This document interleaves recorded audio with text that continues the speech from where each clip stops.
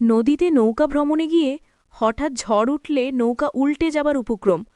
শ্বশুরজি আমাকে শক্ত করে জড়িয়ে ধরলেন এবং সেই মুহূর্তে আমার গলায় মুখ রেখে এমন একটা গোপন ইচ্ছার কথা বললেন যা শুনে আমার শরীর কেঁপে উঠল। এই গল্পটি সম্পূর্ণ শুনলে আপনাদের পানি অটোমেটিক বের হয়ে যাবে, সো যত দ্রুত সম্ভব হাতের কাছে টিস্যু নিয়ে বসে পড়ো। বিছানার চাদর যেন নষ্ট না হয় সেটা সম্পূর্ণ খেয়াল রাখার অনুরোধ জানিয়ে গল্পটি এখন শুরু করব। তার আগে সর্বশেষ অনুরোধ, দয়া করে এমন পানি বের করার গল্প নিয়মিত শুনতে আমাদের চ্যানেলটি সকলেই সাবস্ক্রাইব করুন। ধন্যবাদ। হ্যালো বন্ধুরা, আমার নাম নিহারিকা সেনগুপ্ত। আমার বয়স 40 বছর। আমার স্বামীর নাম দেবদীপ সেনগুপ্ত, বয়স 43 বছর। আমাদের 2 সন্তান, রিতম আর অনুশ্রী। রিতম 21 বছর বয়সী, ইউনিভার্সিটিতে পড়ে। অনুশ্রী 14 বছর বয়সী, নবম শ্রেণীতে পড়ে। এপ্রিল মাসে আমাদের গ্রামের বাড়িতে গিয়েছিলাম সবাই। সেখানে বড় একটা নদী আছে। শ্বশুরজি বললেন নৌকায় চড়ে ঘুরে আসতে। আমি আর তিনি দুজনে একটা ছোট নৌকায় উঠলাম। মাঝি নৌকা চালাতে লাগল। নদীর মাঝখানে গেলে হঠাৎ আকাশে মেঘ জমে এলো। বাতাস দ্রুত বইতে শুরু করল। মাঝি বলল দ্রুত তীরে ফিরতে হবে, কিন্তু ততক্ষণে ঢেউ বড় হয়ে উঠেছে। নৌকা দুলতে শুরু করল প্রচণ্ডভাবে। আমি ভয়ে চিৎকার করে উঠলাম। শ্বশুরজি তৎক্ষণাৎ আমার পাশে এসে বসলেন, আমাকে তার বুকে জড়িয়ে ধরলেন। বললেন, আমাকে ধরে থাকো, যা হবার আমরা একসাথে সামলাব। ঝড়ের শব্দে চারপাশ কানে তালা লাগানোর মতো। নৌকা একপাশে হেলে গেল। আমি শ্বশুরজির গলা জড়িয়ে ধরলাম। তিনিও আমাকে আরও শক্ত করে চেপে ধরলেন। আমার কানের পাশে তার নিঃশ্বাস অনুভব করতে পারছিলাম। হঠাৎ তিনি আমার কানে মুখ নিয়ে এসে ফিসফিস করে বললেন, যদি আজ আমরা বেঁচে ফিরি, আমি তোমাকে আমার গোপন রহস্যের কথা বলবো। আমি চমকে তার মুখের দিকে তাকালাম, কিন্তু ঝড়ের মধ্যে তিনি আমার গলায় মুখ রেখে চালিয়ে গেলেন। আমি প্রতি রাত স্বপ্ন দেখি তুমি আমার পাশে দাঁড়িয়ে আছো একটা পুরনো মন্দিরের সামনে। সেখানে একটা গোপন ভাণ্ডার আছে। আমি জানি এটা বিশ্বাস করা কঠিন, কিন্তু আমি আর একাই রহস্যের ভার বহন করতে পারছি না। আজ যদি মৃত্যু হয়, তবে অন্তত তোমাকে বলে যেতে পারবো যে আমাদের পরিবারের সাথে জড়িয়ে আছে এক অবিশ্বাস্য ইতিহাস। নৌকা ভয়ঙ্করভাবে দুলছিল, কিন্তু আমার মনোযোগ সব তার কথায়। তিনি আমার চুলে হাত বুলিয়ে বললেন, তুমি যদি রাজি থাকো, আমরা এই ঝড় কেটে গেলে সেই পুরনো মন্দিরে যাব, সুন্দরবনের গভীরে। সেখানে লুকিয়ে আছে আমাদের পূর্বপুরুষদের রেখে যাওয়া একটা ধনভাণ্ডার। আমি তোমাকে সেই জায়গাটা দেখাব। ঝড়ের ভয়ের চেয়ে তার কথার রহস্য আমার ভেতরে বেশি তোলপাড় সৃষ্টি করল। মনের একটা লুকানো কোণে আমি অনুভব করলাম এক অদ্ভুত কৌতূহল। তার বুকে মাথা রেখে ভাবলাম, যদি সত্যি এমন কিছু থাকে। কিন্তু মুখে দৃঢ়ভাবে বললাম, বাবা, আপনি কি বলছেন? এখন শুধু ভাবুন কিভাবে এই ঝড় থেকে বাঁচব। মাধি পুরো শক্তি দিয়ে নৌকা সামলাতে চেষ্টা করছিল। বৃষ্টি শুরু হয়ে গেল প্রবল বেগে। আমার শাড়ি পুরো ভিজে গেল। শ্বশুরজি তার গামছা দিয়ে আমার মাথা ঢেকে দিলেন। তারপর আবার আমাকে জড়িয়ে ধরে বললেন, শোনো, আমার কথা মনোযোগ দিয়ে শোনো। যদি আজ আমার কিছু হয়, তুমি আমার ট্রাঙ্কের ভেতর একটা লাল রঙের ডায়েরি পাবে। সেখানে সব লেখা আছে, মানচিত্র, গল্প, ইতিহাস সব আছে। আমি ভয়ে তাকে আরও জোরে জড়িয়ে ধরলাম। বললাম, না বাবা, আপনার কিছু হবে না, আমরা সবাই বেঁচে ফিরব। ঝড় প্রায় 20 মিনিট ধরে চলল। তারপর আস্তে আস্তে শান্ত হতে লাগল। মাঝি কোনো মতে নৌকাটা তীরে নিয়ে এলো। আমরা নামলাম। সবাই দৌড়ে এসে আমাদের জড়িয়ে ধরল। দেবদীপ আমাকে জিজ্ঞেস করল, তুমি কি কাছো? কোনো সমস্যা হয়নি তো?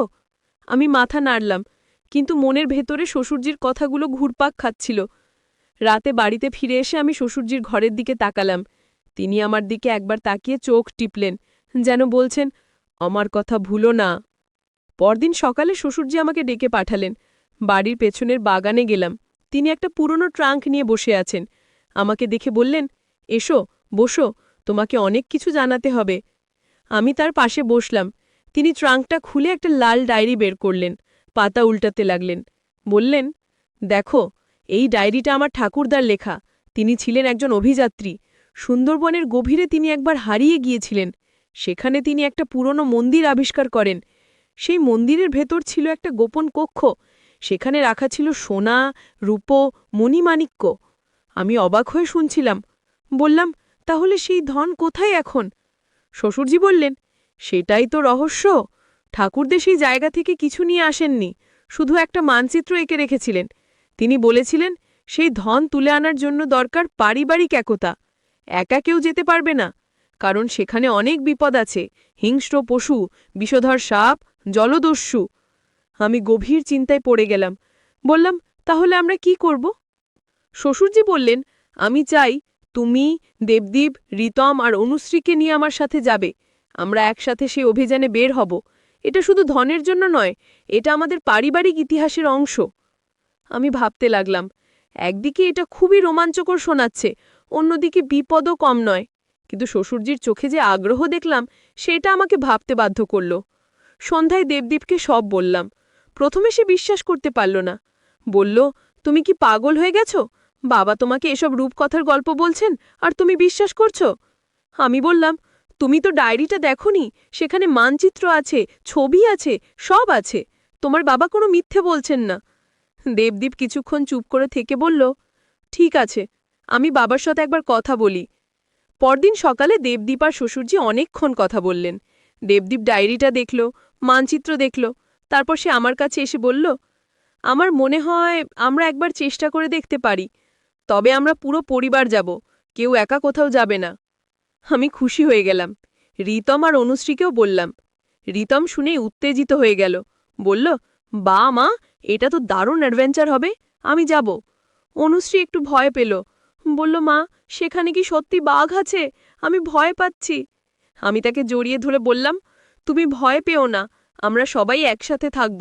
তোমার বাবা, দাদু, দাদা সবাই আছে, কেউ তোমার কিছু হতে দেবে না। এইভাবে আমরা পরিকল্পনা শুরু করলাম। শ্বশুরজি বললেন, আমাদের প্রথমে যেতে হবে সুন্দরবনের কাছে একটা ছোট গ্রামে।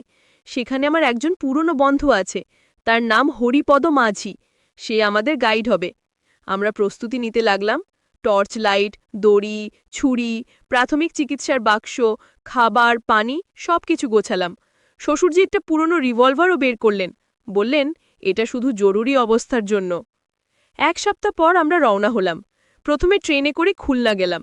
সেখান থেকে বাসে করে একটা ছোট গ্রামে পৌঁছালাম। গ্রামটা সুন্দরবনের একদম কাছে। চারপাশে জঙ্গল, নদী, নালা। হরিপদ মাঝিকে খুঁজে বের করলাম। তিনি একজন বয়স্ক মানুষ, বছর 60 হবে, তবে এখনও শক্ত সমর্থ। শ্বশুরজিকে দেখে খুব খুশি হলেন। বললেন, অনেক দিন পর দেখা, তুমি অবশেষে সেই জায়গায় যেতে চাইছ? শ্বশুরজি মাথা নাড়লেন, বললেন, হ্যাঁ, এবার সময় এসেছে। হরিপদ মাঝি আমাদের দিকে তাকিয়ে বললেন, তোমরা কি জানো সেই জায়গায় কি আছে? সেখানে শুধু ধন নয়, আছে অভিশাপও। অনেকে গেছে, কেউ ফিরে আসেনি। আমার গা শিউরে উঠল। দেবদীপ বলল, আমরা সাবধান থাকব, আমাদের একসাথে থাকতে হবে। হরিপদ মাঝি মাথা নাড়লেন, বললেন, ঠিক আছে, আমি তোমাদের সেখানে নিয়ে যাব, তবে আমার কথা শুনতে হবে, যা বলি তাই করতে হবে। আমরা সবাই রাজি হলাম।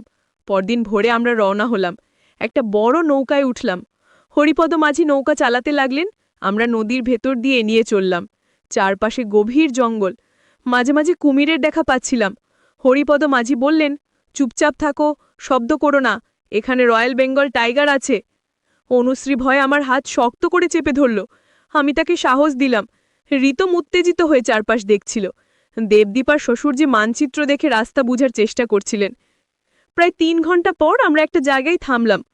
হরিপদ মাঝি বললেন, এখান থেকে আমাদের হেঁটে যেতে হবে, নৌকা এখানেই রেখে যাব। আমরা নামলাম। চারপাশ দেখে মনে হলো কোনো মানুষ এখানে আসে না। ঘন জঙ্গল, পায়ের নিচে কাদা। আমরা এক লাইনে হাঁটতে লাগলাম। হরিপদ মাঝির সামনে, তারপর শ্বশুরজি, দেবদীপ, রিতম, আমি আর সবার শেষে অনুশ্রী। হঠাৎ শ্বশুরজি থামলেন, বললেন, দেখো, ওইখানে একটা পাথরের চিহ্ন, মানচিত্র এটা ছিল। আমরা সবাই সেদিকে তাকালাম। একটা বড় পাথরে খোদাই করা একটা চিহ্ন। হরিপদ মাঝি বললেন, এর মানে আমরা সঠিক পথে আছি, এখন পূর্ব দিকে যেতে হবে। আমরা আবার হাঁটতে শুরু করলাম। প্রায় 1 ঘন্টা পর আমরা একটা পুরনো মন্দিরের সামনে পৌঁছালাম। মন্দিরটা অর্ধেক ভেঙে গেছে, লতাপাতায় ঢাকা। শ্বশুরজি বললেন, এটাই সেই জায়গা, আমার ঠাকুরদা এই মন্দিরের কথা লিখেছিলেন। আমরা মন্দিরের ভেতরে ঢুকলাম। অন্ধকার। দেবদীপ টর্চলাইট জ্বালালো। দেয়ালে অনেক পুরনো ছবি খোদাই করা। হরিপদ মাঝি বললেন, এই মন্দির প্রায় 500 বছরের পুরনো, এখানে একসময় রাজা থাকতেন। শ্বশুরজি মানচিত্র দেখে বললেন, গোপন কক্ষটা এই মন্দিরের পেছনে। চলো, খুঁজি। আমরা মন্দিরের পেছনে গেলাম। সেখানে একটা বড় পাথরের দেয়াল। শ্বশুরজি সেই দেয়ালে হাত বুলাতে লাগলেন। হঠাৎ তিনি একটা জায়গায় চাপ দিলেন। দেয়ালটা একটু নড়ল। রিতম বলল, দাদু, এটা কি দরজা? শ্বশুরজি মাথা নাড়লেন, বললেন, হ্যাঁ, এটা একটা গোপন দরজা। সবাই মিলে ধাক্কা দাও। আমরা সবাই মিলে দরজাটা ঠেলতে লাগলাম। ধীরে ধীরে দরজা খুলে গেল। ভেতরে অন্ধকার, একটা সিঁড়ি নিচে নেমে গেছে। দেবদীপ বলল, সবাই সাবধানে নামো, ধীরে ধীরে। আমরা সিঁড়ি দিয়ে নিচে নামতে লাগলাম। প্রায় ২০টা সিঁড়ি নামার পর একটা বড় কক্ষে পৌঁছালাম। টর্চ লাইটের আলোতে দেখলাম চারপাশে অনেক পুরনো কলস, বাক্স, পাথরের মূর্তি। শ্বশুরজি একটা বাক্স খুললেন। তার ভেতর ভর্তি সোনার মোহর। আমরা সবাই অবাক হয়ে দেখতে লাগলাম। রিতম বলল, দাদু, এটা তো সত্যি। আপনার ঠাকুরদা সত্যি বলেছিলেন। শ্বশুরজি হাসলেন, বললেন, হ্যাঁ, সত্যি। এখন আমাদের সাবধানে এগুলো বের করতে হবে।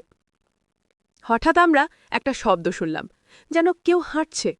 হরিপদ মাঝি চিৎকার করে বললেন, সবাই উপরে উঠো, দ্রুত। আমরা দৌড়ে সিঁড়ি দিয়ে ওপরে উঠতে লাগলাম। ওপরে উঠে দেখি কয়েকজন লোক দাঁড়িয়ে আছে, তাদের হাতে বন্দুক। একজন বলল, তোমরা কে? এখানে কি করছো?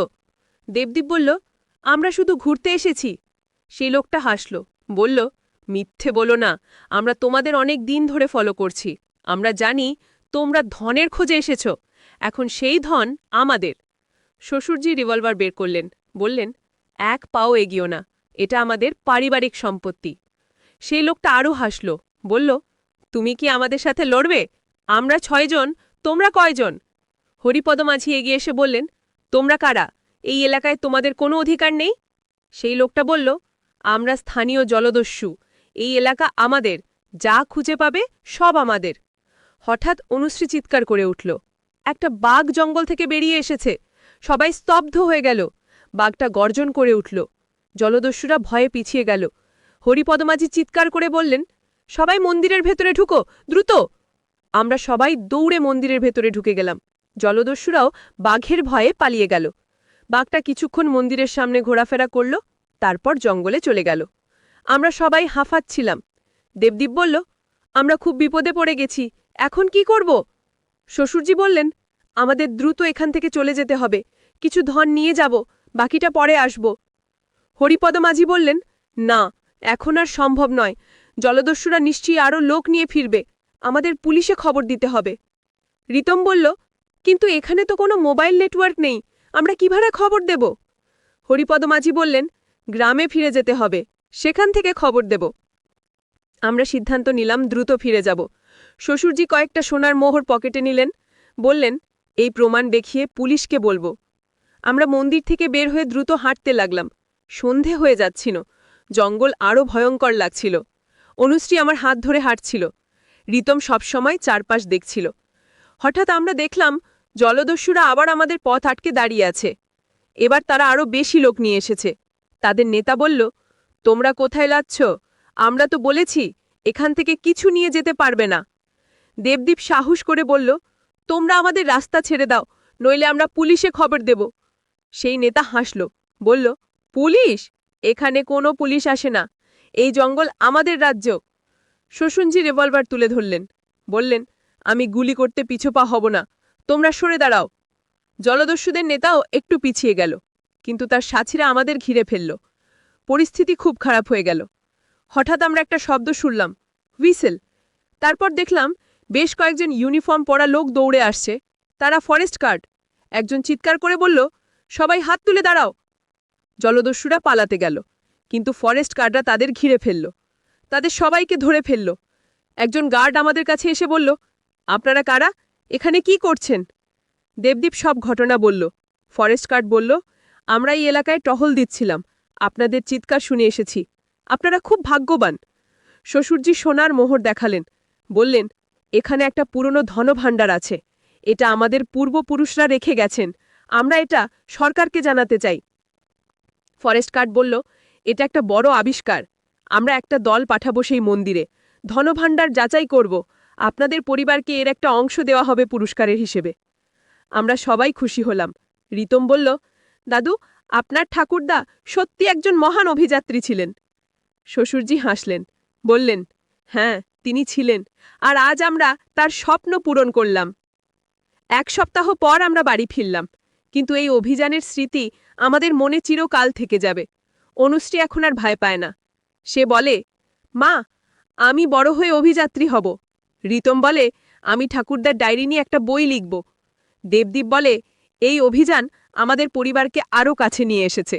আর আমি শুধু ভাবি সেই নৌকায় ঝড়ের দিনটার কথা, যখন শ্বশুরজি আমার কানে ফিসফিস করে রহস্যের কথা বলেছিলেন। সেদিন আমি বুঝতে পারিনি এই রহস্য আমাদের জীবনে কত বড় পরিবর্তন আনবে। এখন প্রায়ই শ্বশুরজি আমাকে বলেন, তুমি না থাকলে হয়তো আমি এই অভিযানে যেতে পারতাম না, তুমি আমাকে সাহস দিয়েছ। আমি হাসি, বলি, না বাবা, সাহস তো আপনারই ছিল, আমরা শুধু আপনার স্বপ্নের সাথী হয়েছি। প্রশাসন পরে আমাদের জানায় যে সেই মন্দিরে পাওয়া ধনভাণ্ডারের মূল্য প্রায় 5 কোটি টাকা। তার 1/4 আমাদের পরিবারকে দেওয়া হবে, বাকিটা জাদুঘরে রাখা হবে।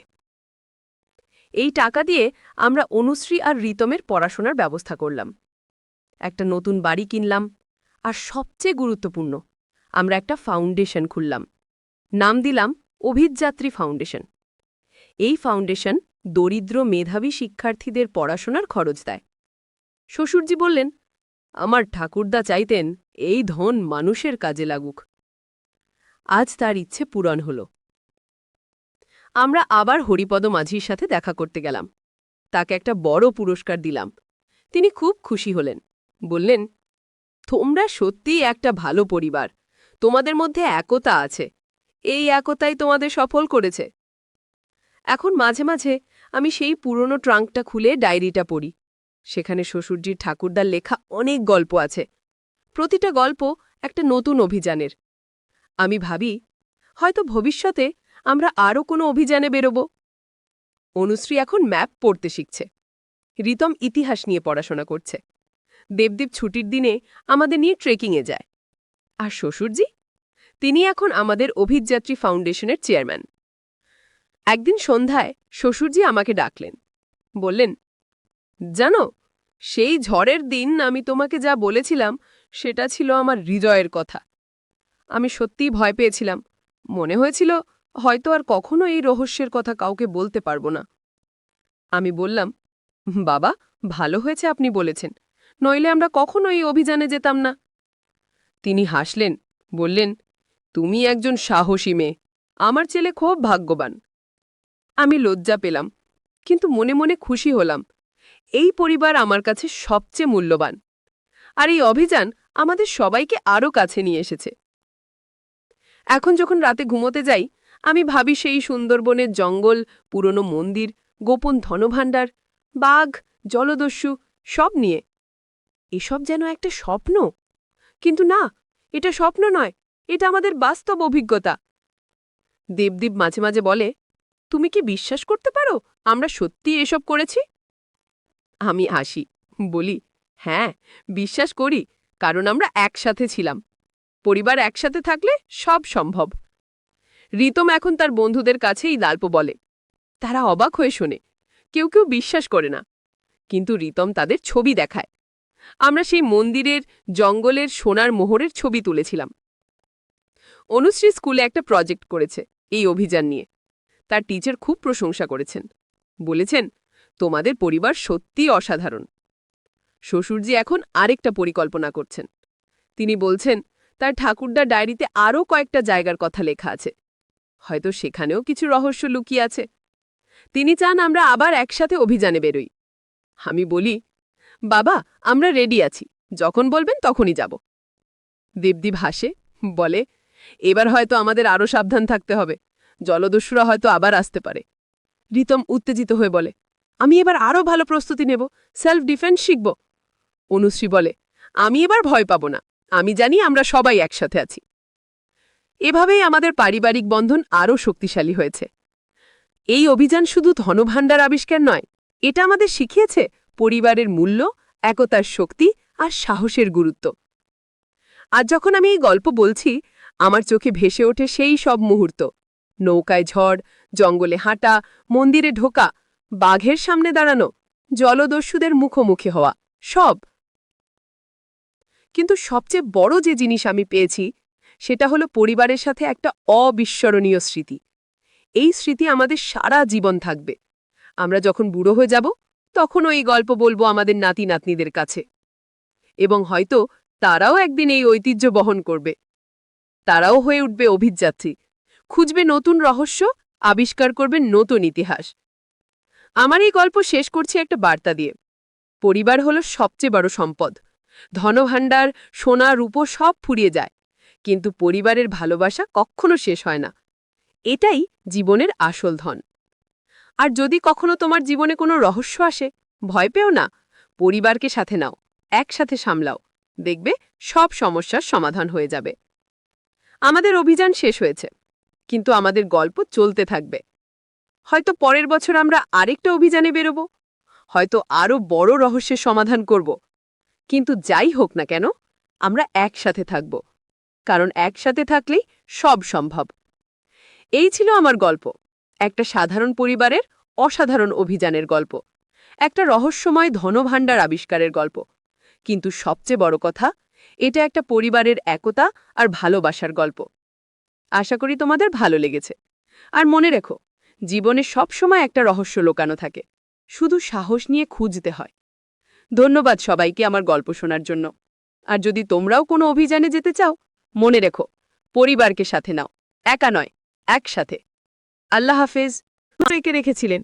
তিনি বলেছিলেন সেই ধন তুলে আনার জন্য দরকার পারিবারিক একতা।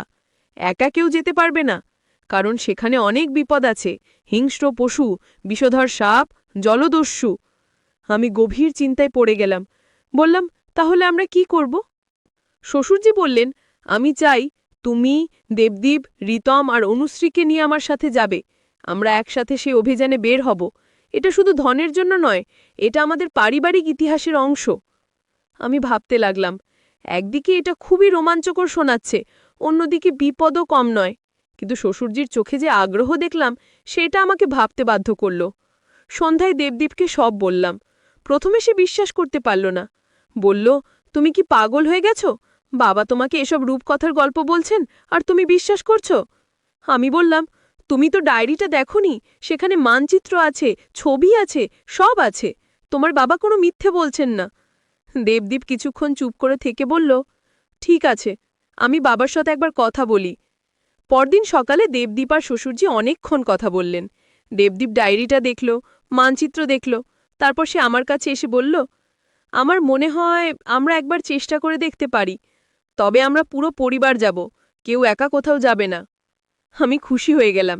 রিতম আর অনুশ্রীকেও বললাম। রিতম শুনেই উত্তেজিত হয়ে গেল, বলল, বা মা, এটা তো দারুণ অ্যাডভেঞ্চার হবে, আমি যাব। অনুশ্রী একটু ভয় পেল, বলল, মা, সেখানে কি সত্যি বাঘ আছে? আমি ভয় পাচ্ছি। আমি তাকে জড়িয়ে ধরে বললাম, তুমি ভয় পেও না, আমরা সবাই একসাথে থাকব। তোমার বাবা, দাদু, দাদা সবাই আছে, কেউ তোমার কিছু হতে দেবে না। এইভাবে আমরা পরিকল্পনা শুরু করলাম। শ্বশুরজি বললেন, আমাদের প্রথমে যেতে হবে সুন্দরবনের কাছে একটা ছোট গ্রামে। সেখানে আমার একজন পুরনো বন্ধু আছে, তার নাম হরিপদ মাঝি। সে আমাদের গাইড হবে। আমরা প্রস্তুতি নিতে লাগলাম। টর্চ লাইট, দড়ি, ছুরি, প্রাথমিক চিকিৎসার বাক্স, খাবার, পানি সবকিছু গোছালাম। শ্বশুরজি একটা পুরনো রিভলভারও বের করলেন, বললেন, এটা শুধু জরুরি অবস্থার জন্য। 1 সপ্তাহ পর আমরা রওনা হলাম। প্রথমে ট্রেনে করে খুলনা গেলাম, সেখান থেকে বাসে করে একটা ছোট গ্রামে পৌঁছালাম। গ্রামটা সুন্দরবনের একদম কাছে, চারপাশে জঙ্গল, নদী, নালা। হরিপদ মাঝিকে খুঁজে বের করলাম। তিনি একজন বয়স্ক মানুষ, বছর 60 হবে, তবে এখনও শক্ত সমর্থ। শ্বশুরজিকে দেখে খুব খুশি হলেন, বললেন, অনেক দিন পর দেখা, তুমি অবশেষে সেই জায়গায় যেতে চাইছ? শ্বশুরজি মাথা নাড়লেন, বললেন, হ্যাঁ, এবার সময় এসেছে। হরিপদ মাঝি আমাদের দিকে তাকিয়ে বললেন, তোমরা কি জানো সেই জায়গায় কি আছে?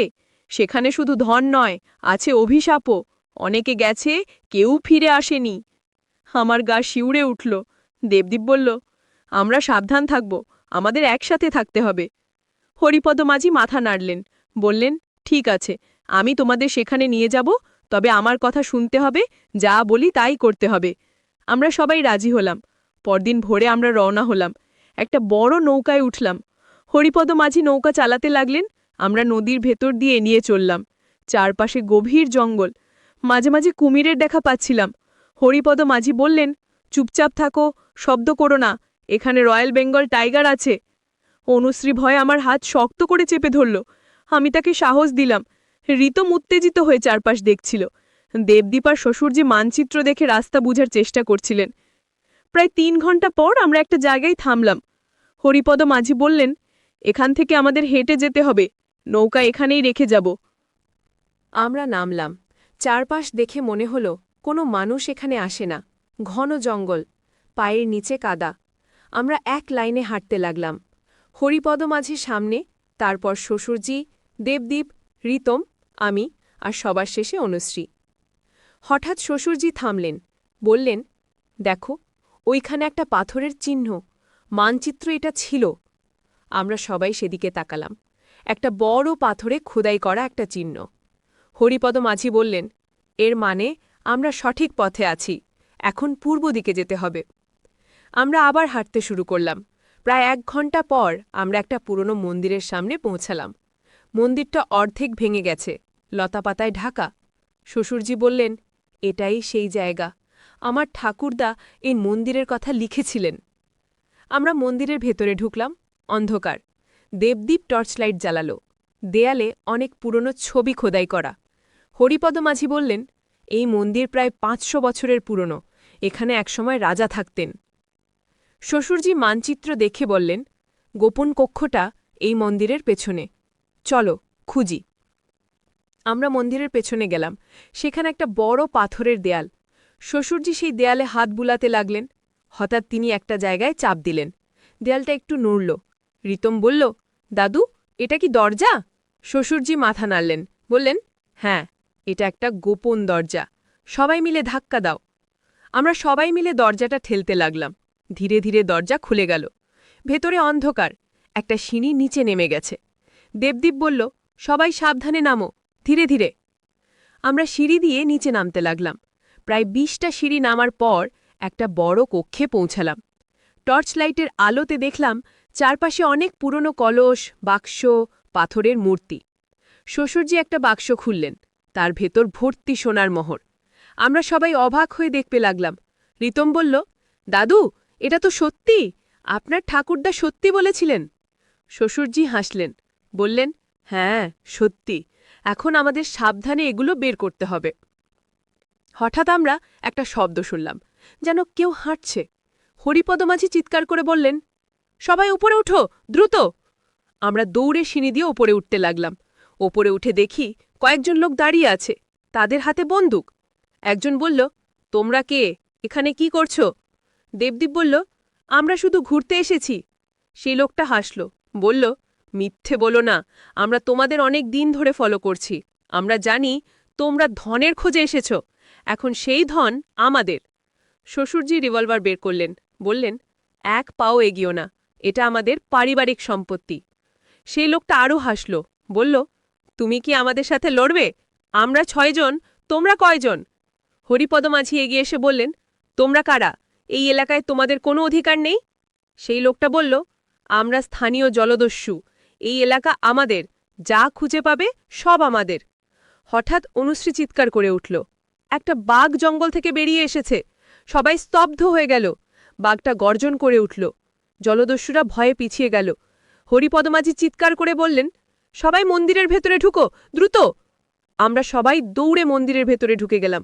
জলদস্যুরাও বাঘের ভয়ে পালিয়ে গেল। বাঘটা কিছুক্ষণ মন্দিরের সামনে ঘোরাফেরা করল, তারপর জঙ্গলে চলে গেল। আমরা সবাই হাঁফাচ্ছিলাম। দেবদীপ বলল, আমরা খুব বিপদে পড়ে গেছি, এখন কি করব? শ্বশুরজি বললেন, আমাদের দ্রুত এখান থেকে চলে যেতে হবে, কিছু ধন নিয়ে যাব, বাকিটা পরে আসব। হরিপদ মাঝি বললেন, না, এখন আর সম্ভব নয়, জলদস্যুরা নিশ্চয়ই আরও লোক নিয়ে ফিরবে, আমাদের পুলিশে খবর দিতে হবে। ঋতম বলল, কিন্তু এখানে তো কোনো মোবাইল নেটওয়ার্ক নেই, আমরা কিভাবে খবর দেব? হরিপদ মাঝি বললেন, গ্রামে ফিরে যেতে হবে, সেখান থেকে খবর দেব। আমরা সিদ্ধান্ত নিলাম দ্রুত ফিরে যাব। শ্বশুরজি কয়েকটা সোনার মোহর পকেটে নিলেন। বললেন, এই প্রমাণ দেখিয়ে পুলিশকে বলবো। আমরা মন্দির থেকে বের হয়ে দ্রুত হাঁটতে লাগলাম। সন্ধে হয়ে যাচ্ছিল, জঙ্গল আরও ভয়ঙ্কর লাগছিল। অনুশ্রী আমার হাত ধরে হাঁটছিল, রিতম সবসময় চারপাশ দেখছিল। হঠাৎ আমরা দেখলাম জলদস্যুরা আবার আমাদের পথ আটকে দাঁড়িয়ে আছে। এবার তারা আরও বেশি লোক নিয়ে এসেছে। তাদের নেতা বলল, তোমরা কোথায় যাচ্ছ? আমরা তো বলেছি এখান থেকে কিছু নিয়ে যেতে পারবে না। দেবদীপ সাহস করে বলল, তোমরা আমাদের রাস্তা ছেড়ে দাও, নইলে আমরা পুলিশে খবর দেব। সেই নেতা হাসল, বলল, পুলিশ? এখানে কোনো পুলিশ আসে না, এই জঙ্গল আমাদের রাজ্য। শোষণজি রিভলভার তুলে ধরলেন, বললেন, আমি গুলি করতে পিছপা হব না, তোমরা সরে দাঁড়াও। জলদস্যুদের নেতাও একটু পিছিয়ে গেল, কিন্তু তার সাথীরা আমাদের ঘিরে ফেলল। পরিস্থিতি খুব খারাপ হয়ে গেল। হঠাৎ আমরা একটা শব্দ শুনলাম, হুইসেল। তারপর দেখলাম বেশ কয়েকজন ইউনিফর্ম পরা লোক দৌড়ে আসছে। তারা ফরেস্ট গার্ড। একজন চিৎকার করে বলল, সবাই হাত তুলে দাঁড়াও। জলদস্যুরা পালাতে গেল, কিন্তু ফরেস্ট গার্ডরা তাদের ঘিরে ফেলল। তাদের সবাইকে ধরে ফেলল। একজন গার্ড আমাদের কাছে এসে বলল, আপনারা কারা? এখানে কি করছেন? দেবদীপ সব ঘটনা বলল। ফরেস্ট গার্ড বলল, আমরা এই এলাকায় টহল দিচ্ছিলাম, আপনাদের চিৎকার শুনে এসেছি। আপনারা খুব ভাগ্যবান। শ্বশুরজি সোনার মোহর দেখালেন, বললেন, এখানে একটা পুরনো ধনভাণ্ডার আছে, এটা আমাদের পূর্বপুরুষরা রেখে গেছেন, আমরা এটা সরকারকে জানাতে চাই। ফরেস্ট গার্ড বলল, এটা একটা বড় আবিষ্কার, আমরা একটা দল পাঠাবো সেই মন্দিরে, ধনভাণ্ডার যাচাই করব, আপনাদের পরিবারকে এর একটা অংশ দেওয়া হবে পুরস্কারের হিসেবে। আমরা সবাই খুশি হলাম। রিতম বলল, দাদু, আপনার ঠাকুরদা সত্যি একজন মহান অভিযাত্রী ছিলেন। শ্বশুরজি হাসলেন, বললেন, হ্যাঁ, তিনি ছিলেন, আর আজ আমরা তার স্বপ্ন পূরণ করলাম। 1 সপ্তাহ পর আমরা বাড়ি ফিরলাম, কিন্তু এই অভিযানের স্মৃতি আমাদের মনে চিরকাল থেকে যাবে। অনুশ্রী এখন আর ভয় পায় না। সে বলে, মা, আমি বড় হয়ে অভিযাত্রী হব। রিতম বলে, আমি ঠাকুরদার ডায়েরি নিয়ে একটা বই লিখব।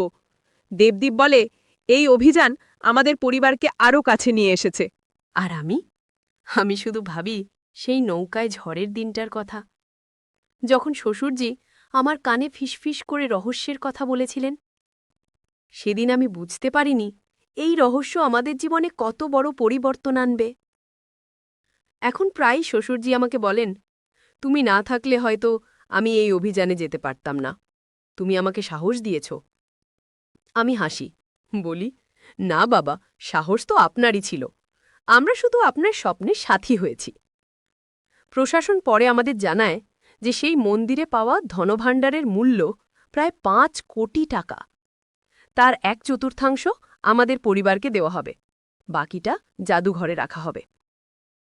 এই টাকা দিয়ে আমরা অনুশ্রী আর রিতমের পড়াশোনার ব্যবস্থা করলাম, একটা নতুন বাড়ি কিনলাম, আর সবচেয়ে গুরুত্বপূর্ণ, আমরা একটা ফাউন্ডেশন খুললাম। নাম দিলাম অভিযাত্রী ফাউন্ডেশন। এই ফাউন্ডেশন দরিদ্র মেধাবী শিক্ষার্থীদের পড়াশোনার খরচ দেয়। শ্বশুরজি বললেন, আমার ঠাকুরদা চাইতেন এই ধন মানুষের কাজে লাগুক। আজ তার ইচ্ছে পূরণ হল। আমরা আবার হরিপদ মাঝির সাথে দেখা করতে গেলাম, তাকে একটা বড় পুরস্কার দিলাম। তিনি খুব খুশি হলেন, বললেন, তোমরা সত্যিই একটা ভালো পরিবার, তোমাদের মধ্যে একতা আছে, এই একতাই তোমাদের সফল করেছে। এখন মাঝে মাঝে আমি সেই পুরনো ট্রাঙ্কটা খুলে ডায়েরিটা পড়ি। সেখানে শ্বশুরজির ঠাকুরদার লেখা অনেক গল্প আছে, প্রতিটা গল্প একটা নতুন অভিযানের। আমি ভাবি, হয়তো ভবিষ্যতে আমরা আরও কোনো অভিযানে বেরোব। অনুশ্রী এখন ম্যাপ পড়তে শিখছে, রিতম ইতিহাস নিয়ে পড়াশোনা করছে, দেবদীপ ছুটির দিনে আমাদের নিয়ে ট্রেকিংয়ে যায়, আর শ্বশুরজি, তিনি এখন আমাদের অভিযাত্রী ফাউন্ডেশনের চেয়ারম্যান। একদিন সন্ধ্যায় শ্বশুরজি আমাকে ডাকলেন, বললেন, জানো, সেই ঝড়ের দিন আমি তোমাকে যা বলেছিলাম সেটা ছিল আমার হৃদয়ের কথা।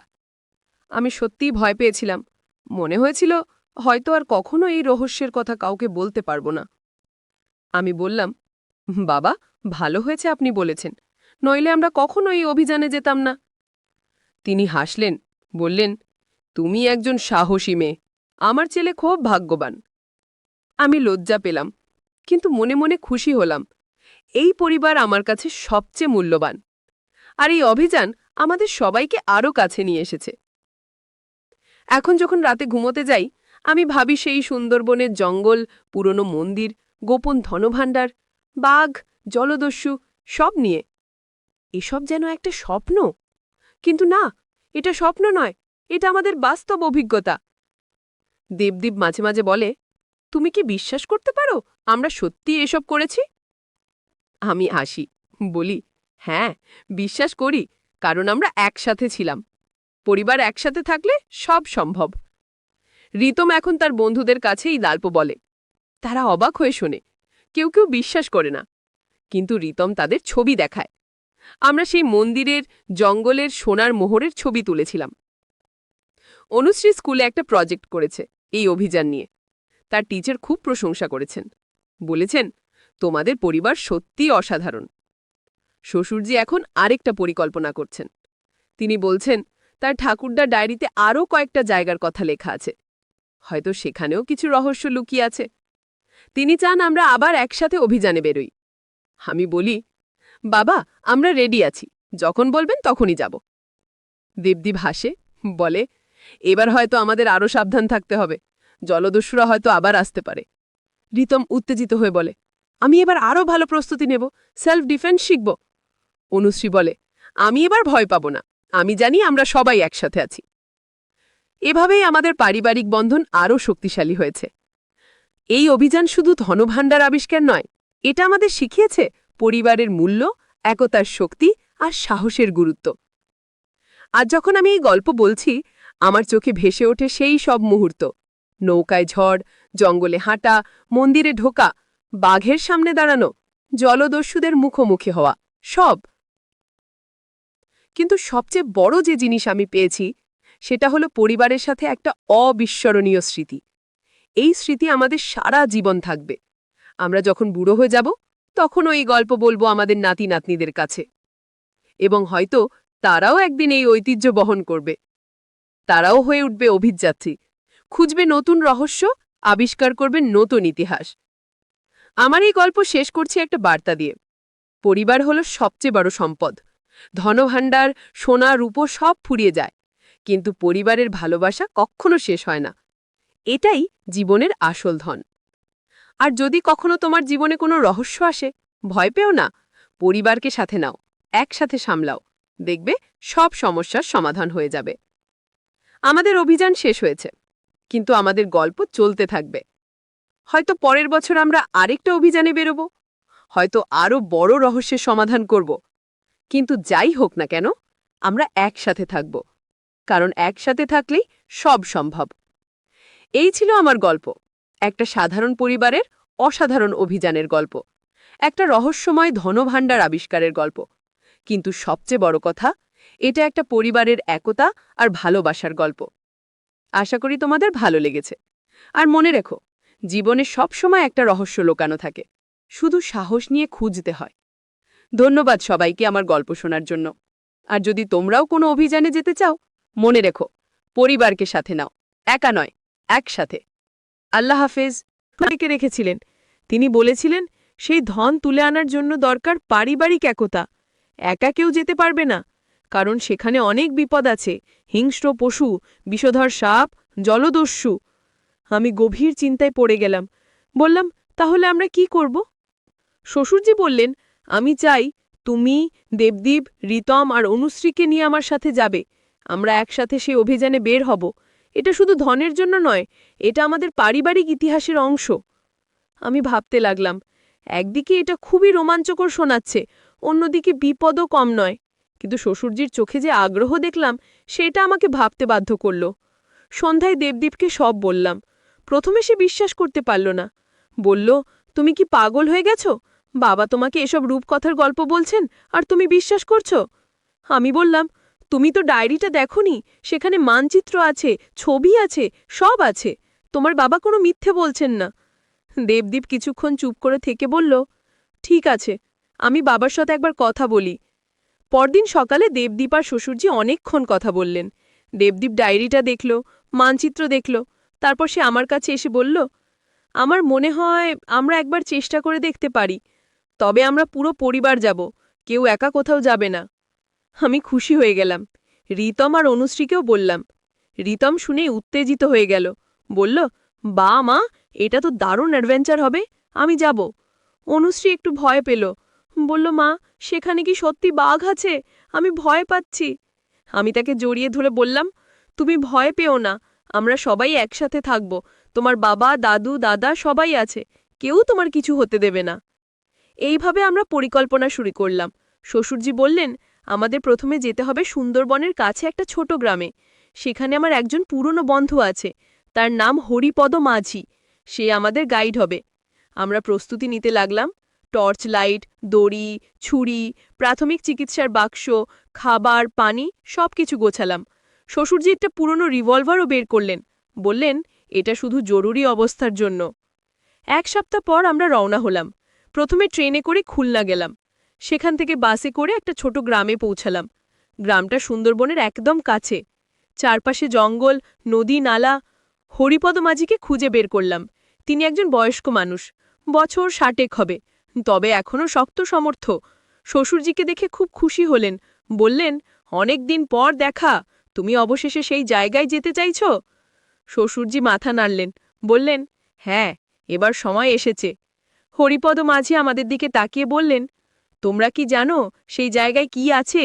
সেখানে শুধু ধন নয়, আছে অভিশাপও। অনেকে গেছে, কেউ ফিরে আসেনি। আমার গা শিউরে উঠল। দেবদীপ বলল, আমরা সাবধান থাকব, আমাদের একসাথে থাকতে হবে। হরিপদ মাঝি মাথা নাড়লেন, বললেন, ঠিক আছে, আমি তোমাদের সেখানে নিয়ে যাব, তবে আমার কথা শুনতে হবে, যা বলি তাই করতে হবে। আমরা সবাই রাজি হলাম। পরদিন ভোরে আমরা রওনা হলাম। একটা বড় নৌকায় উঠলাম। হরিপদ মাঝি নৌকা চালাতে লাগলেন, আমরা নদীর ভেতর দিয়ে নিয়ে চললাম। চারপাশে গভীর জঙ্গল, মাঝে মাঝে কুমিরের দেখা পাচ্ছিলাম। হরিপদ মাঝি বললেন, চুপচাপ থাকো, শব্দ করো না, এখানে রয়্যাল বেঙ্গল টাইগার আছে। অনুশ্রী ভয়ে আমার হাত শক্ত করে চেপে ধরল। আমি তাকে সাহস দিলাম। রিতম উত্তেজিত হয়ে চারপাশ দেখছিল। দেবদীপ আর শ্বশুরজি মানচিত্র দেখে রাস্তা বুঝার চেষ্টা করছিলেন। প্রায় 3 ঘন্টা পর আমরা একটা জায়গায় থামলাম। হরিপদ মাঝি বললেন, এখান থেকে আমাদের হেঁটে যেতে হবে, নৌকা এখানেই রেখে যাব। আমরা নামলাম। চারপাশ দেখে মনে হল কোনো মানুষ এখানে আসে না, ঘন জঙ্গল, পায়ের নিচে কাদা। আমরা এক লাইনে হাঁটতে লাগলাম। হরিপদ মাঝির সামনে, তারপর শ্বশুরজি, দেবদীপ, রিতম, আমি, আর সবার শেষে অনুশ্রী। হঠাৎ শ্বশুরজি থামলেন, বললেন, দেখো, ওইখানে একটা পাথরের চিহ্ন, মানচিত্র এটা ছিল। আমরা সবাই সেদিকে তাকালাম। একটা বড় পাথরে খোদাই করা একটা চিহ্ন। হরিপদ মাঝি বললেন, এর মানে আমরা সঠিক পথে আছি, এখন পূর্ব দিকে যেতে হবে। আমরা আবার হাঁটতে শুরু করলাম। প্রায় 1 ঘন্টা পর আমরা একটা পুরনো মন্দিরের সামনে পৌঁছালাম। মন্দিরটা অর্ধেক ভেঙে গেছে, লতাপাতায় ঢাকা। শ্বশুরজি বললেন, এটাই সেই জায়গা, আমার ঠাকুরদা এই মন্দিরের কথা লিখেছিলেন। আমরা মন্দিরের ভেতরে ঢুকলাম। অন্ধকার। দেবদীপ টর্চলাইট জ্বালালো। দেয়ালে অনেক পুরনো ছবি খোদাই করা। হরিপদ মাঝি বললেন, এই মন্দির প্রায় 500 বছরের পুরনো, এখানে একসময় রাজা থাকতেন। শ্বশুরজি মানচিত্র দেখে বললেন, গোপন কক্ষটা এই মন্দিরের পেছনে, চলো খুঁজি। আমরা মন্দিরের পেছনে গেলাম। সেখানে একটা বড় পাথরের দেয়াল। শ্বশুরজি সেই দেয়ালে হাত বুলাতে লাগলেন। হঠাৎ তিনি একটা জায়গায় চাপ দিলেন। দেয়ালটা একটু নড়ল। রিতম বলল, দাদু, এটা কি দরজা? শ্বশুরজি মাথা নাড়লেন, বললেন, হ্যাঁ, এটা একটা গোপন দরজা, সবাই মিলে ধাক্কা দাও। আমরা সবাই মিলে দরজাটা ঠেলতে লাগলাম। ধীরে ধীরে দরজা খুলে গেল। ভেতরে অন্ধকার, একটা সিঁড়ি নিচে নেমে গেছে। দেবদীপ বলল, সবাই সাবধানে নামো, ধীরে ধীরে। আমরা সিঁড়ি দিয়ে নিচে নামতে লাগলাম। প্রায় 20টা সিঁড়ি নামার পর একটা বড় কক্ষে পৌঁছালাম। টর্চ লাইটের আলোতে দেখলাম চারপাশে অনেক পুরনো কলস, বাক্স, পাথরের মূর্তি। শ্বশুরজি একটা বাক্স খুললেন, তার ভেতর ভর্তি সোনার মোহর। আমরা সবাই অবাক হয়ে দেখতে লাগলাম। রিতম বলল, দাদু, এটা তো সত্যি, আপনার ঠাকুরদা সত্যি বলেছিলেন। শ্বশুরজি হাসলেন, বললেন, হ্যাঁ, সত্যি, এখন আমাদের সাবধানে এগুলো বের করতে হবে।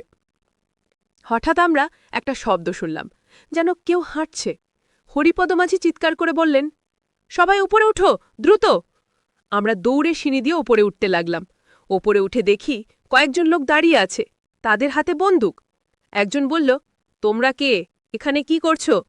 দেবদীপ বলল, আমরা শুধু ঘুরতে এসেছি। সেই লোকটা হাসল, বলল, মিথ্যে বলো না, আমরা তোমাদের অনেক দিন ধরে ফলো করছি।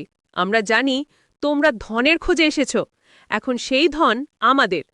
শ্বশুরজি রিভলভার বের করলেন, বললেন, এক পাও এগিয়েও না, এটা আমাদের পারিবারিক সম্পত্তি।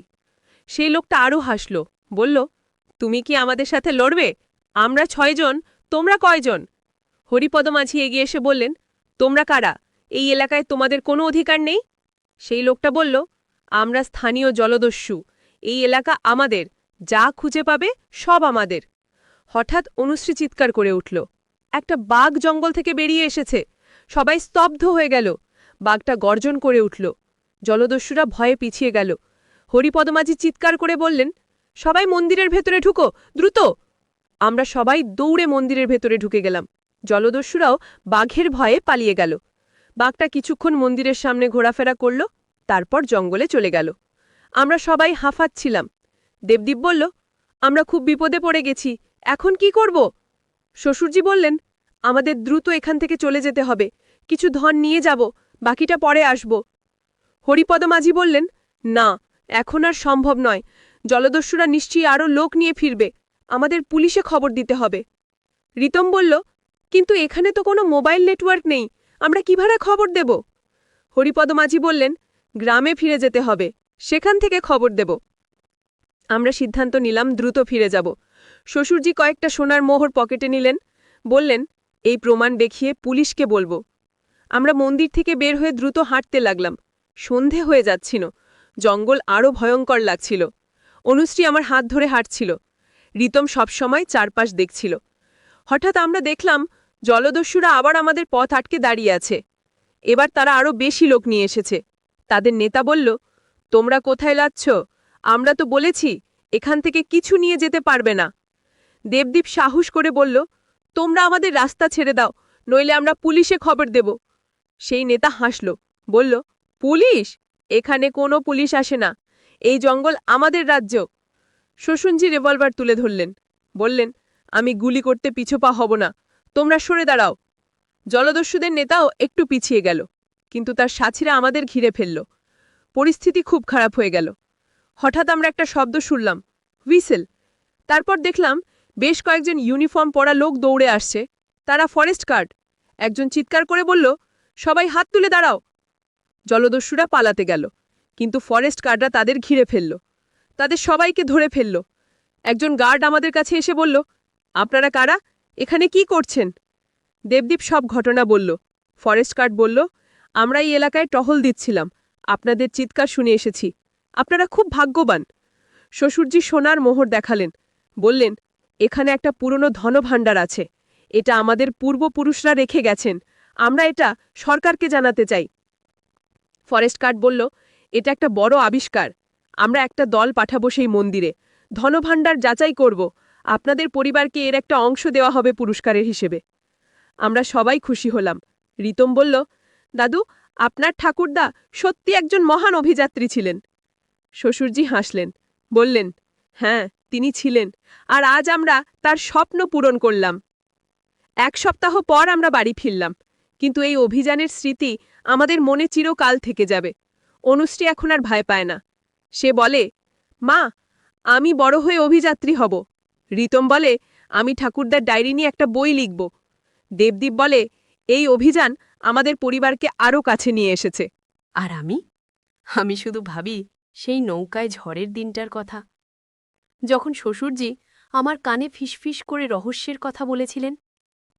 সেদিন আমি বুঝতে পারিনি এই রহস্য আমাদের জীবনে কত বড় পরিবর্তন আনবে। এখন প্রায়ই শ্বশুরজি আমাকে বলেন, তুমি না থাকলে হয়তো আমি এই অভিযানে যেতে পারতাম না, তুমি আমাকে সাহস দিয়েছ। আমি হাসি, বলি, না বাবা, সাহস তো আপনারই ছিল, আমরা শুধু আপনার স্বপ্নের সাথী হয়েছি। প্রশাসন পরে আমাদের জানায় যে সেই মন্দিরে পাওয়া ধনভাণ্ডারের মূল্য প্রায় 5 কোটি টাকা।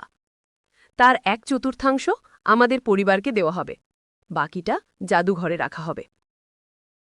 এই টাকা দিয়ে আমরা অনুশ্রী আর রিতমের পড়াশোনার ব্যবস্থা করলাম। একটা নতুন বাড়ি কিনলাম, আর সবচেয়ে গুরুত্বপূর্ণ, আমরা একটা ফাউন্ডেশন খুললাম। নাম দিলাম অভিযাত্রী ফাউন্ডেশন। এই ফাউন্ডেশন দরিদ্র মেধাবী শিক্ষার্থীদের পড়াশোনার খরচ দেয়। শ্বশুরজি বললেন, আমার ঠাকুরদা চাইতেন এই ধন মানুষের কাজে লাগুক। আজ তার ইচ্ছে পূরণ হল। আমরা আবার হরিপদ মাঝির সাথে দেখা করতে গেলাম। তাকে একটা বড় পুরস্কার দিলাম। তিনি খুব খুশি হলেন। বললেন, তোমরা সত্যিই একটা ভালো পরিবার, তোমাদের মধ্যে একতা আছে, এই একতাই তোমাদের সফল করেছে। এখন মাঝে মাঝে আমি সেই পুরনো ট্রাঙ্কটা খুলে ডায়েরিটা পড়ি। সেখানে শ্বশুরজির ঠাকুরদার লেখা অনেক গল্প আছে। প্রতিটা গল্প একটা নতুন অভিযানের। আমি ভাবি, হয়তো ভবিষ্যতে আমরা আরও কোনো অভিযানে বেরোব। অনুশ্রী এখন ম্যাপ পড়তে শিখছে। রিতম ইতিহাস নিয়ে পড়াশোনা করছে। দেবদীপ ছুটির দিনে আমাদের নিয়ে ট্রেকিংয়ে যায়। আর শ্বশুরজি, তিনি এখন আমাদের অভিযাত্রী ফাউন্ডেশনের চেয়ারম্যান। একদিন সন্ধ্যায় শ্বশুরজি আমাকে ডাকলেন। বললেন, জানো, সেই ঝড়ের দিন আমি তোমাকে যা বলেছিলাম সেটা ছিল আমার হৃদয়ের কথা। আমি সত্যিই ভয় পেয়েছিলাম। মনে হয়েছিল হয়তো আর কখনো এই রহস্যের কথা কাউকে বলতে পারবো না। আমি বললাম, বাবা, ভালো হয়েছে আপনি বলেছেন, নইলে আমরা কখনো এই অভিযানে যেতাম না। তিনি হাসলেন, বললেন, তুমি একজন সাহসী মেয়ে, আমার ছেলে খুব ভাগ্যবান। আমি লজ্জা পেলাম, কিন্তু মনে মনে খুশি হলাম। এই পরিবার আমার কাছে সবচেয়ে মূল্যবান, আর এই অভিযান আমাদের সবাইকে আরও কাছে নিয়ে এসেছে। এখন যখন রাতে ঘুমোতে যাই, আমি ভাবি সেই সুন্দরবনের জঙ্গল, পুরনো মন্দির, গোপন ধনভাণ্ডার, বাঘ, জলদস্যু সব নিয়ে। এসব যেন একটা স্বপ্ন, কিন্তু না, এটা স্বপ্ন নয়, এটা আমাদের বাস্তব অভিজ্ঞতা। দেবদীপ মাঝে মাঝে বলে, তুমি কি বিশ্বাস করতে পারো আমরা সত্যি এসব করেছি? আমি হাসি, বলি, হ্যাঁ, বিশ্বাস করি, কারণ আমরা একসাথে ছিলাম। পরিবার একসাথে থাকলে সব সম্ভব। রিতম এখন তার বন্ধুদের কাছে এই গল্প বলে।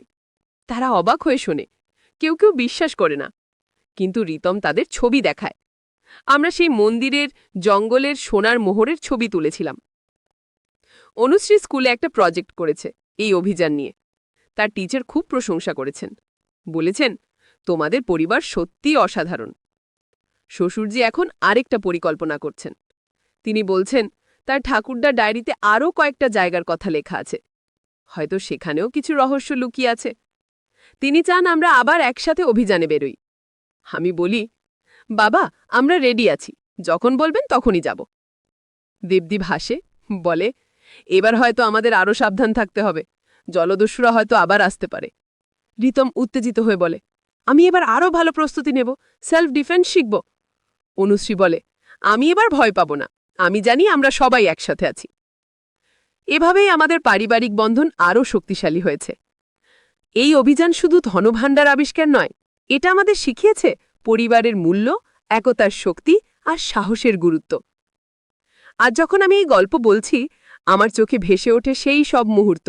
নৌকায় ঝড়, জঙ্গলে হাঁটা, মন্দিরে ঢোকা, বাঘের সামনে দাঁড়ানো, জলদস্যুদের মুখোমুখি হওয়া, সব। কিন্তু সবচেয়ে বড় যে জিনিস আমি পেয়েছি, সেটা হলো পরিবারের সাথে একটা অবিস্মরণীয় স্মৃতি। এই স্মৃতি আমাদের সারা জীবন থাকবে। আমরা যখন বুড়ো হয়ে যাব, তখনও এই গল্প বলবো আমাদের নাতি নাতনিদের কাছে। এবং হয়তো তারাও একদিন এই ঐতিহ্য বহন করবে।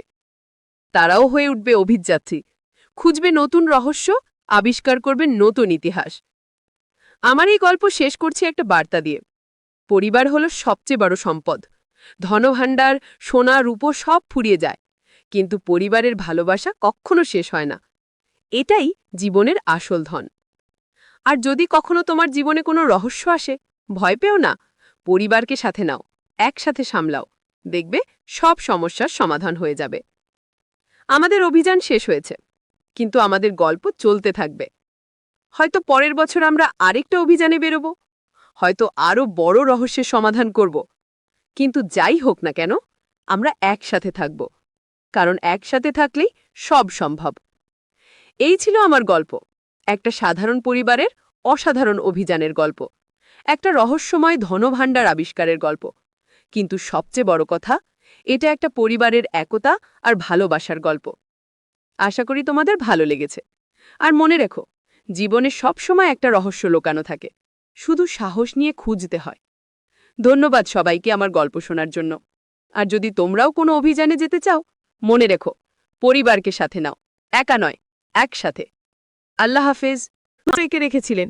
তিনি বলেছিলেন, সেই ধন তুলে আনার জন্য দরকার পারিবারিক একতা। একা কেউ যেতে পারবে না, কারণ সেখানে অনেক বিপদ আছে, হিংস্র পশু, বিষধর সাপ, জলদস্যু।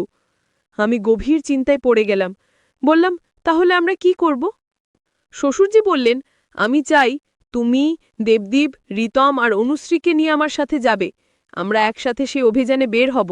এটা শুধু ধনের জন্য নয়, এটা আমাদের পারিবারিক ইতিহাসের অংশ। আমি ভাবতে লাগলাম, একদিকে এটা খুবই রোমাঞ্চকর শোনাচ্ছে, অন্যদিকে বিপদও কম নয়।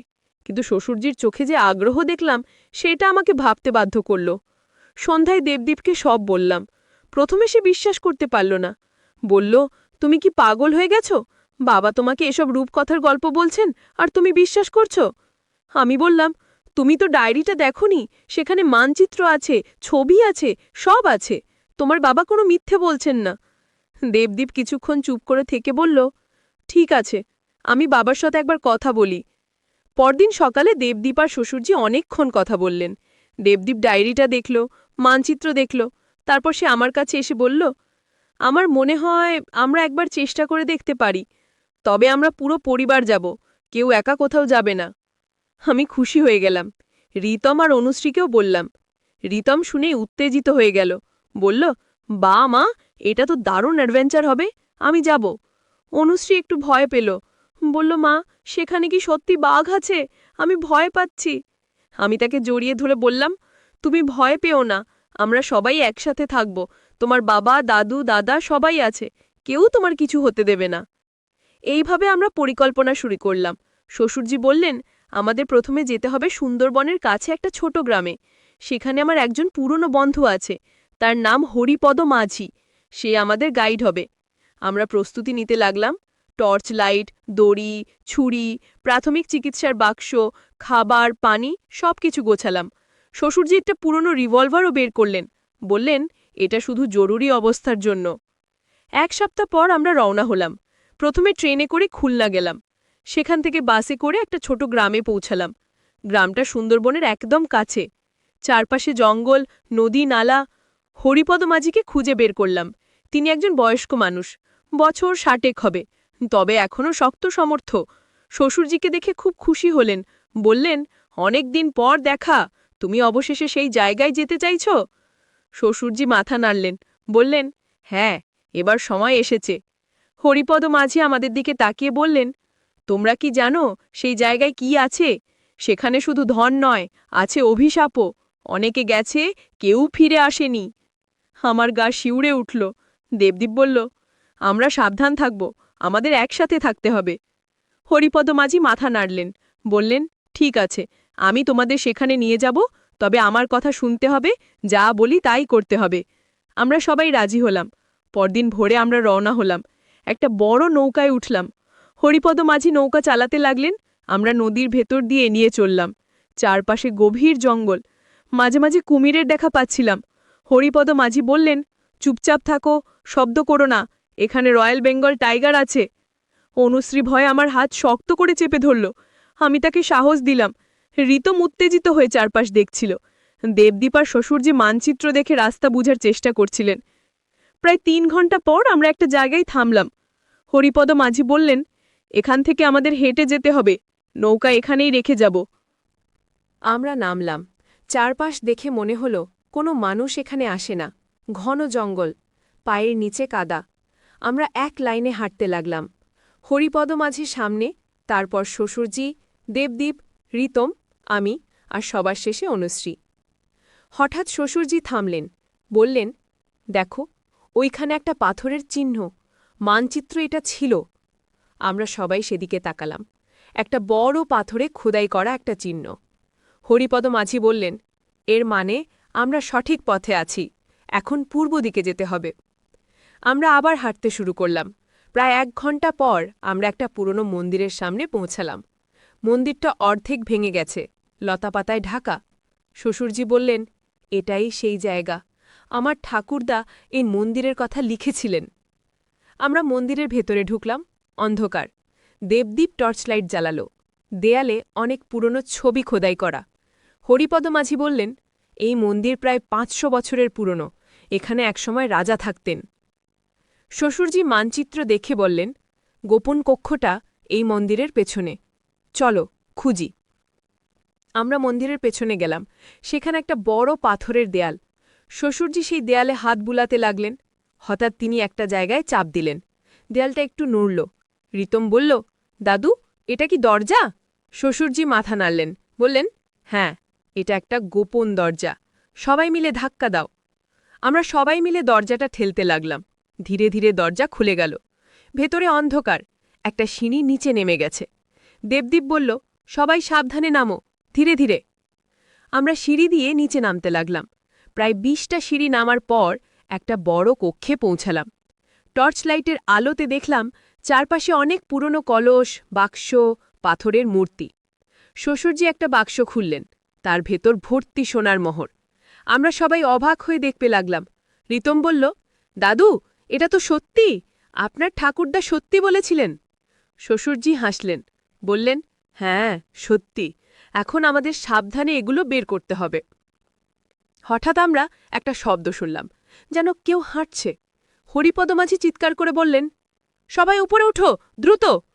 আমরা দৌড়ে সিঁড়ি দিয়ে ওপরে উঠতে লাগলাম। ওপরে উঠে দেখি কয়েকজন লোক দাঁড়িয়ে আছে, তাদের হাতে বন্দুক। একজন বলল, তোমরা কে? এখানে কি করছো? দেবদীপ বলল, আমরা শুধু ঘুরতে এসেছি। সেই লোকটা হাসল, বলল, মিথ্যে বলো না, আমরা তোমাদের অনেক দিন ধরে ফলো করছি। আমরা জানি তোমরা ধনের খোঁজে এসেছ। এখন সেই ধন আমাদের। শ্বশুরজি রিভলভার বের করলেন, বললেন, এক পাও এগিও না, এটা আমাদের পারিবারিক সম্পত্তি। সেই লোকটা আরও হাসল, বলল, তুমি কি আমাদের সাথে লড়বে? আমরা ৬ জন, তোমরা কয়জন? হরিপদ মাঝি এগিয়ে এসে বললেন, তোমরা কারা? এই এলাকায় তোমাদের কোনো অধিকার নেই। সেই লোকটা বলল, আমরা স্থানীয় জলদস্যু। এই এলাকা আমাদের। যা খুঁজে পাবে সব আমাদের। হঠাৎ অনুশ্রী চিৎকার করে উঠল, একটা বাঘ জঙ্গল থেকে বেরিয়ে এসেছে। সবাই স্তব্ধ হয়ে গেল। বাঘটা গর্জন করে উঠল। জলদস্যুরা ভয়ে পিছিয়ে গেল। হরিপদ মাঝি চিৎকার করে বললেন, সবাই মন্দিরের ভেতরে ঢুকো, দ্রুত। আমরা সবাই দৌড়ে মন্দিরের ভেতরে ঢুকে গেলাম। জলদস্যুরাও বাঘের ভয়ে পালিয়ে গেল। বাঘটা কিছুক্ষণ মন্দিরের সামনে ঘোরাফেরা করল, তারপর জঙ্গলে চলে গেল। আমরা সবাই হাঁফাচ্ছিলাম। দেবদীপ বলল, আমরা খুব বিপদে পড়ে গেছি, এখন কি করব? শ্বশুরজি বললেন, আমাদের দ্রুত এখান থেকে চলে যেতে হবে। কিছু ধন নিয়ে যাব, বাকিটা পরে আসব। হরিপদ মাঝি বললেন, না, এখন আর সম্ভব নয়। জলদস্যুরা নিশ্চয়ই আরও লোক নিয়ে ফিরবে। আমাদের পুলিশে খবর দিতে হবে। রিতম বলল, কিন্তু এখানে তো কোনো মোবাইল নেটওয়ার্ক নেই, আমরা কিভাবে খবর দেব? হরিপদ মাঝি বললেন, গ্রামে ফিরে যেতে হবে, সেখান থেকে খবর দেব। আমরা সিদ্ধান্ত নিলাম দ্রুত ফিরে যাব। শ্বশুরজি কয়েকটা সোনার মোহর পকেটে নিলেন, বললেন, এই প্রমাণ দেখিয়ে পুলিশকে বলবো। আমরা মন্দির থেকে বের হয়ে দ্রুত হাঁটতে লাগলাম। সন্ধে হয়ে যাচ্ছিল। জঙ্গল আরও ভয়ঙ্কর লাগছিল। অনুশ্রী আমার হাত ধরে হাঁটছিল। রিতম সবসময় চারপাশ দেখছিল। হঠাৎ আমরা দেখলাম জলদস্যুরা আবার আমাদের পথ আটকে দাঁড়িয়ে আছে। এবার তারা আরও বেশি লোক নিয়ে এসেছে। তাদের নেতা বলল, তোমরা কোথায় যাচ্ছ? আমরা তো বলেছি এখান থেকে কিছু নিয়ে যেতে পারবে না। দেবদীপ সাহস করে বলল, তোমরা আমাদের রাস্তা ছেড়ে দাও, নইলে আমরা পুলিশে খবর দেব। সেই নেতা হাসল, বলল, পুলিশ? এখানে কোনো পুলিশ আসে না। এই জঙ্গল আমাদের রাজ্য। শ্বশুরজি রিভলভার তুলে ধরলেন, বললেন, আমি গুলি করতে পিছুপা হব না, তোমরা সরে দাঁড়াও। জলদস্যুদের নেতাও একটু পিছিয়ে গেল, কিন্তু তার সাথীরা আমাদের ঘিরে ফেলল। পরিস্থিতি খুব খারাপ হয়ে গেল। হঠাৎ আমরা একটা শব্দ শুনলাম, হুইসেল। তারপর দেখলাম বেশ কয়েকজন ইউনিফর্ম পরা লোক দৌড়ে আসছে। তারা ফরেস্ট গার্ড। একজন চিৎকার করে বলল, সবাই হাত তুলে দাঁড়াও। জলদস্যুরা পালাতে গেল, কিন্তু ফরেস্ট গার্ডরা তাদের ঘিরে ফেলল। তাদের সবাইকে ধরে ফেলল। একজন গার্ড আমাদের কাছে এসে বলল, আপনারা কারা? এখানে কি করছেন? দেবদীপ সব ঘটনা বলল। ফরেস্ট গার্ড বলল, আমরা এই এলাকায় টহল দিচ্ছিলাম, আপনাদের চিৎকার শুনে এসেছি। আপনারা খুব ভাগ্যবান। শ্বশুরজি সোনার মোহর দেখালেন, বললেন, এখানে একটা পুরনো ধনভাণ্ডার আছে। এটা আমাদের পূর্বপুরুষরা রেখে গেছেন। আমরা এটা সরকারকে জানাতে চাই। ফরেস্ট গার্ড বলল, এটা একটা বড় আবিষ্কার। আমরা একটা দল পাঠাবো সেই মন্দিরে, ধনভাণ্ডার যাচাই করব। আপনাদের পরিবারকে এর একটা অংশ দেওয়া হবে পুরস্কারের হিসেবে। আমরা সবাই খুশি হলাম। রিতম বলল, দাদু, আপনার ঠাকুরদা সত্যি একজন মহান অভিযাত্রী ছিলেন। শ্বশুরজি হাসলেন, বললেন, হ্যাঁ, তিনি ছিলেন। আর আজ আমরা তার স্বপ্ন পূরণ করলাম। 1 সপ্তাহ পর আমরা বাড়ি ফিরলাম, কিন্তু এই অভিযানের স্মৃতি আমাদের মনে চিরকাল থেকে যাবে। অনুশ্রী এখন আর ভয় পায় না। সে বলে, মা, আমি বড় হয়ে অভিযাত্রী হব। রিতম বলে, আমি ঠাকুরদার ডায়েরি নিয়ে একটা বই লিখব। দেবদীপ বলে, এই অভিযান আমাদের পরিবারকে আরও কাছে নিয়ে এসেছে। আর আমি শুধু ভাবি সেই নৌকায় ঝড়ের দিনটার কথা, যখন শ্বশুরজি আমার কানে ফিসফিস করে রহস্যের কথা বলেছিলেন। সেদিন আমি বুঝতে পারিনি এই রহস্য আমাদের জীবনে কত বড় পরিবর্তন আনবে। এখন প্রায়ই শ্বশুরজি আমাকে বলেন, তুমি না থাকলে হয়তো আমি এই অভিযানে যেতে পারতাম না। তুমি আমাকে সাহস দিয়েছ। আমি হাসি, বলি, না বাবা, সাহস তো আপনারই ছিল। আমরা শুধু আপনার স্বপ্নের সাথী হয়েছি। প্রশাসন পরে আমাদের জানায় যে সেই মন্দিরে পাওয়া ধনভাণ্ডারের মূল্য প্রায় 5 কোটি টাকা। তার 1/4 আমাদের পরিবারকে দেওয়া হবে, বাকিটা জাদুঘরে রাখা হবে। এই টাকা দিয়ে আমরা অনুশ্রী আর রিতমের পড়াশোনার ব্যবস্থা করলাম, একটা নতুন বাড়ি কিনলাম, আর সবচেয়ে গুরুত্বপূর্ণ, আমরা একটা ফাউন্ডেশন খুললাম। নাম দিলাম অভিযাত্রী ফাউন্ডেশন। এই ফাউন্ডেশন দরিদ্র মেধাবী শিক্ষার্থীদের পড়াশোনার খরচ দেয়। শ্বশুরজি বললেন, আমার ঠাকুরদা চাইতেন এই ধন মানুষের কাজে লাগুক। আজ তার ইচ্ছে পূরণ হল। আমরা আবার হরিপদ মাঝির সাথে দেখা করতে গেলাম। তাকে একটা বড় পুরস্কার দিলাম। তিনি খুব খুশি হলেন, বললেন, তোমরা সত্যিই একটা ভালো পরিবার। তোমাদের মধ্যে একতা আছে। এই একতাই তোমাদের সফল করেছে। এখন মাঝে মাঝে আমি সেই পুরনো ট্রাঙ্কটা খুলে ডায়েরিটা পড়ি। সেখানে শ্বশুরজির ঠাকুরদার লেখা অনেক গল্প আছে। প্রতিটা গল্প একটা নতুন অভিযানের। আমি ভাবি, হয়তো ভবিষ্যতে আমরা আরও কোনো অভিযানে বেরোব। অনুশ্রী এখন ম্যাপ পড়তে শিখছে। রিতম ইতিহাস নিয়ে পড়াশোনা করছে। দেবদীপ ছুটির দিনে আমাদের নিয়ে ট্রেকিংয়ে যায়। আর শ্বশুরজি, তিনি এখন আমাদের অভিযাত্রী ফাউন্ডেশনের চেয়ারম্যান। একদিন সন্ধ্যায় শ্বশুরজি আমাকে ডাকলেন, বললেন, জানো, সেই ঝড়ের দিন আমি তোমাকে যা বলেছিলাম সেটা ছিল আমার হৃদয়ের কথা। আমি সত্যিই ভয় পেয়েছিলাম। মনে হয়েছিল হয়তো আর কখনো এই রহস্যের কথা কাউকে বলতে পারবো না। আমি বললাম, বাবা, ভালো হয়েছে আপনি বলেছেন, নইলে আমরা কখনো এই অভিযানে যেতাম না। তিনি হাসলেন, বললেন, তুমি একজন সাহসী মেয়ে। আমার ছেলে খুব ভাগ্যবান। আমি লজ্জা পেলাম, কিন্তু মনে মনে খুশি হলাম। এই পরিবার আমার কাছে সবচেয়ে মূল্যবান। আর এই অভিযান আমাদের সবাইকে আরও কাছে নিয়ে এসেছে। এখন যখন রাতে ঘুমোতে যাই, আমি ভাবি সেই সুন্দরবনের জঙ্গল, পুরনো মন্দির, গোপন ধনভাণ্ডার, বাঘ, জলদস্যু সব নিয়ে। এসব যেন একটা স্বপ্ন। কিন্তু না, এটা স্বপ্ন নয়, এটা আমাদের বাস্তব অভিজ্ঞতা। দেবদীপ মাঝে মাঝে বলে, তুমি কি বিশ্বাস করতে পারো আমরা সত্যি এসব করেছি? আমি হাসি, বলি, হ্যাঁ, বিশ্বাস করি, কারণ আমরা একসাথে ছিলাম। পরিবার একসাথে থাকলে সব সম্ভব। রিতম এখন তার বন্ধুদের কাছে এই গল্প বলে। তারা অবাক হয়ে শোনে। কেউ কেউ বিশ্বাস করে না, কিন্তু রিতম তাদের ছবি দেখায়। আমরা সেই মন্দিরের, জঙ্গলের সোনার মোহরের ছবি তুলেছিলাম। অনুশ্রী স্কুলে একটা প্রজেক্ট করেছে এই অভিযান নিয়ে। তার টিচার খুব প্রশংসা করেছেন, বলেছেন, তোমাদের পরিবার সত্যিই অসাধারণ। শ্বশুরজি এখন আরেকটা পরিকল্পনা করছেন। তিনি বলছেন, তার ঠাকুরদার ডায়েরিতে আরও কয়েকটা জায়গার কথা লেখা আছে। হয়তো সেখানেও কিছু রহস্য লুকিয়ে আছে। তিনি চান আমরা আবার একসাথে অভিযানে বেরোই। আমি বলি, বাবা, আমরা রেডি আছি, যখন বলবেন তখনই যাব। দেবদীপ হাসে, বলে, এবার হয়তো আমাদের আরও সাবধান থাকতে হবে। জলদস্যুরা হয়তো আবার আসতে পারে।